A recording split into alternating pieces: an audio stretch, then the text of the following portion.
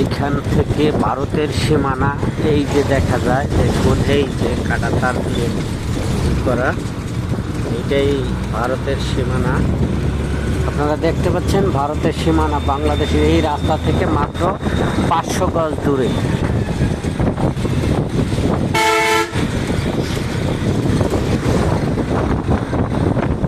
এখান থেকে দেখতে পারবেন বন্ধুরা, এই যে মাত্র 500 গজ। আপনি এখান থেকে একদম স্পষ্ট দেখা যায় ভারতের